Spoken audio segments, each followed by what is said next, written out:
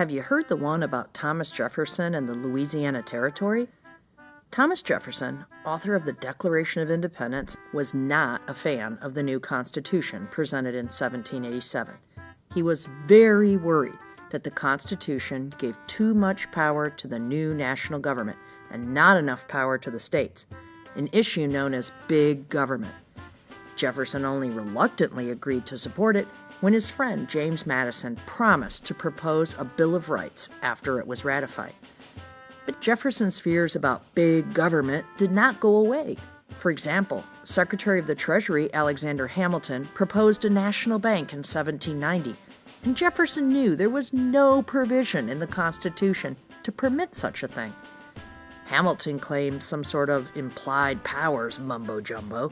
Sure, it wasn't written in the Constitution, but the Constitution implied that it could be done.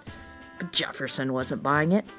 Nonetheless, the bank was established by Hamilton and President Washington. When Jefferson was sworn in as president in 1801, he pledged to reduce the size and scope of the national government. But of course, things didn't go exactly as he had planned. Spain secretly transferred the Louisiana Territory to France right beneath Jefferson's nose. When Congress found out, they quickly began discussions with France to buy a piece of the territory along the Mississippi River for about $2 million. But there was one little problem. Jefferson knew there was no provision in the Constitution to buy foreign territory. So what was a strict constructionist to do? First, he tried to get an amendment to the Constitution passed that would expressly permit the purchase, but Congress wasn't willing to do it.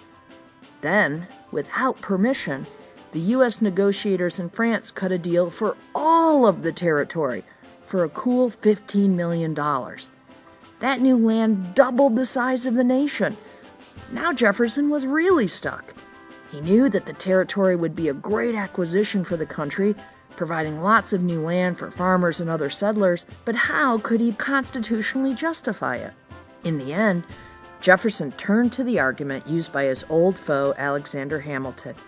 He claimed that the power to purchase the territory is implied in the Constitution's treaty-making power. This was the exact argument that he had mocked openly a decade before, so it must have crushed his pride to have to use it. But more importantly, he may have committed the biggest big government play ever.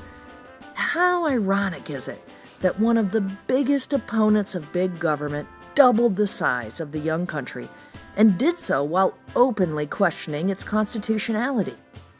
At $15 million, which is about 3 cents an acre, it has been called by many the greatest real estate deal in the history of the United States.